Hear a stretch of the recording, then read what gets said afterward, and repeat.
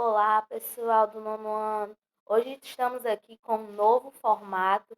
Eu espero que vocês gostem, tá? Hoje nós vamos falar sobre o sistema ABO. Na aula passada, só para recapitular, nós falamos sobre a segunda lei de Mendel. Então a gente viu que a lei de Mendel, a segunda lei de Mendel envolvia fatores, né, que trabalhavam juntos. Então eram múltiplos fatores que trabalhavam juntos. O sistema BO também vai trabalhar esses múltiplos fatores associados, certo? Então, o que é esse sistema BO? É um sistema que vai classificar o sangue em 4 diferentes tipos. Mas como assim? Vai variar de acordo com as aglutinas e os aglutinogênios que a gente vai ver um pouco mais à frente. Bom, o sistema BO, ele foi descoberto por Leidstein aí no ano de 1901. E aí, o que foi que ele fez? Com o seu experimento, ele pegou misturas de sangue e aí ele viu que quando ele fazia essa mistura, ocorria aglutinação, ou seja, as hemácias se juntavam. Então, essa aglutinação identificava incompatibilidade sanguínea. Então, quando vira esses coágulos, quer dizer que o sangue não é compatível com o outro. Também foi verificado, desse modo, que existia vários tipos sanguíneos, porque ele fez 4 testagens e aconteceu a mesma coisa em cada uma dessas amostras, certo? E aí, com esse experimento, ele conseguiu distinguir 4 tipos sanguíneos, que ficou denominado de tipo sanguíneo A, B, AB e O. Por isso que o nome do sistema é sistema ABO, certo? Então, a determinação sanguínea é uma coisa genética, então vai passar dos nossos pais para nós o nosso tipo sanguíneo, certo? E aí é um caso de alelos múltiplos, como eu já falei para você, que é o que enfoca muito a segunda lei de Mendel.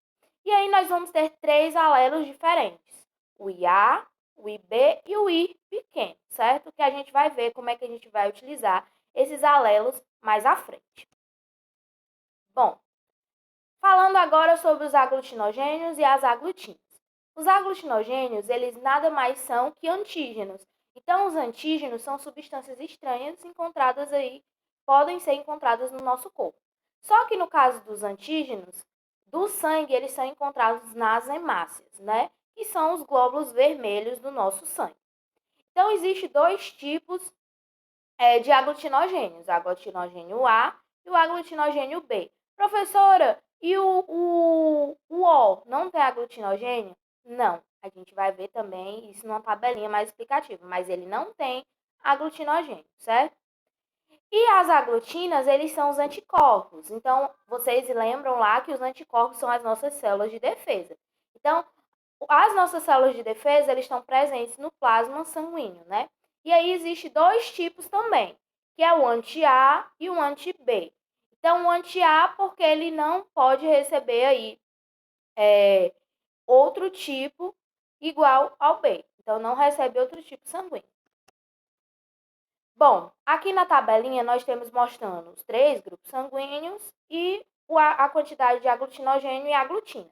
O tipo sanguíneo A vai ter o aglutinogênio A e a aglutina anti-B. Então, ela não recebe de B, certo? No tipo sanguíneo B, nós vamos ter o aglutinogênio B e a aglutina A. Então, ele não recebe de A. No AB, nós vamos ter o aglutinogênio A e o B. E nenhuma aglutina, né? Porque o tipo sanguíneo AB é o receptor universal. Por isso que ele não tem nenhuma aglutina. E o tipo sanguíneo O não tem nenhum aglutinogênio, por isso que ele é o doador universal. Ele pode doar para qualquer pessoa, mas ele vai ter as 2 aglutinas, tanto a anti-A quanto a anti-B. Portanto, ele só recebe de O, certo? Com relação às transfusões sanguíneas, por que é tão importante eu saber o meu tipo sanguíneo?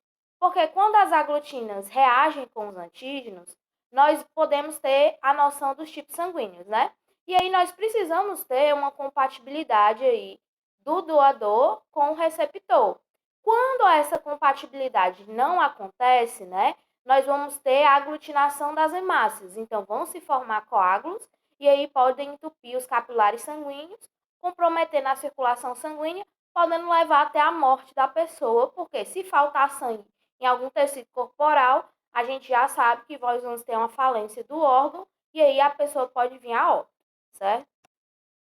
Bom, com relação à transfusão sanguínea, nós temos, né, como eu já falei para vocês, o AB, ele é o receptor universal, ele recebe de todo mundo, mas ele pode doar, né, para A, para B e para B, certo? O A, ele pode doar para AB, mas ele só pode receber de A, de O e de AB, certo? O B, ele pode receber de B, de AB e de O. Já o O, ele é o doador universal, ele pode doar para todos os tipos sanguíneos, porém ele só pode receber dele mesmo. E aí, com relação à herança dos grupos sanguíneos? Como eu falei para vocês, o fator sanguíneo é um fator genético, então passa dos pais para a gente, certo? E aí nós temos a produção desses aglutinogênios A e B determinada por uns genes, né?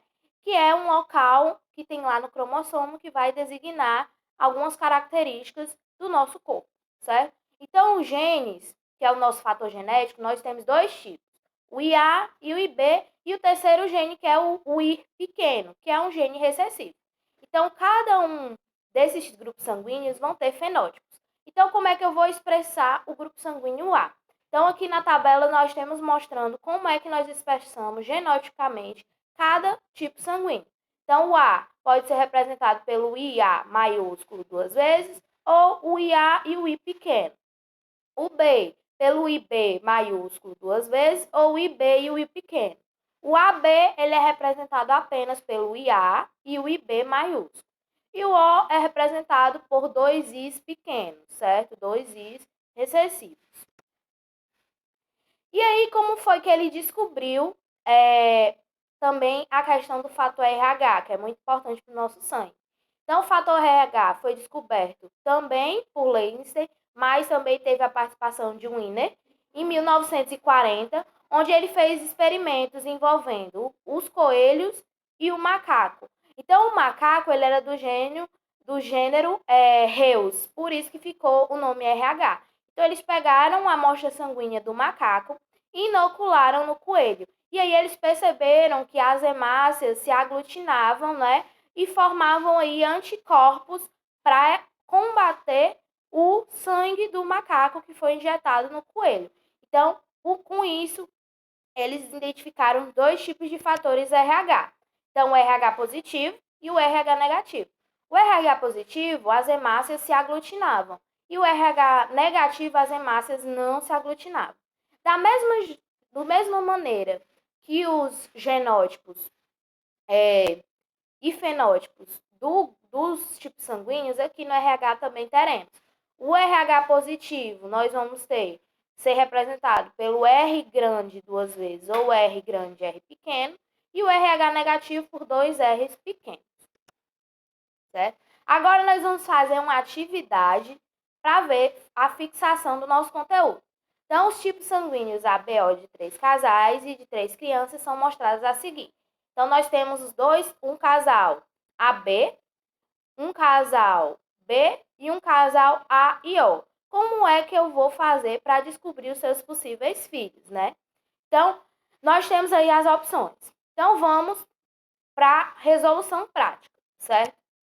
Nós vamos fazer quadros de Punnett, né, que a gente já viu. Nós vamos fazer um quadro para cada tipo de casal. O casal 1, que é A e A, o casal 2, que é B e B, e o casal 3, que é A e O. E aí nós vamos identificar seus possíveis filhos. Então, feito o quadro, o casal 1 pode ter filhos A, B ou AB. O casal 2 podem ter filhos B ou O e o casal 3 filhos A ou O. Então, a gente chega à conclusão que a resposta certa é o item C. Então, o casal 1, né, vai ter filhos A ou O, aí no caso ele fala do A. O casal 2 vai ter filhos B e o casal 3 vai ter filhos AB, certo? Segunda questãozinha. Um casal tem dois filhos. Em relação ao sistema sanguíneo ABO, Um dos filhos é doador universal e o outro receptor universal. Considere as seguintes possibilidades. Então, a gente vai fazer, né, da mesma maneira. Nós temos um grupo A, pode ser um do grupo A, um do grupo B, o casal 1, o casal 2, um do grupo AB, um do grupo O, o casal 3 podem ser ambos AB. Vamos fazer a mesma coisa, certo? Vamos colocar os fenótipos. Então, nós temos aí um filho é O, então se expressa com dois Is pequenos, e o outro AB, se expressa com um I A e um IB grande. Então, para um pai ser A e o outro ser B, esses são os respectivos genótipos. Para um pai ser AB e o outro O, esses são os respectivos genótipos. E para o terceiro casal, os filhos, os genótipos são somente esses. Então, nós vamos saber que a resposta correta é a A. Então, nós temos apenas uma delas é correta, né? Então, a única alternativa correta é o 1. Então, para eles terem esses filhos, um tinha que ser A e um tinha que ser B, certo? Então, como mostrando aí na imagem abaixo. Então, pessoal, a atividade de vocês será em PDF. Eu espero que vocês tenham gostado desse novo formato, que vocês tenham entendido. Qualquer dúvida, eu estou disponível, podem me procurar. Então, era isso que eu tinha para passar para vocês. Então, até a próxima aula. Tchau!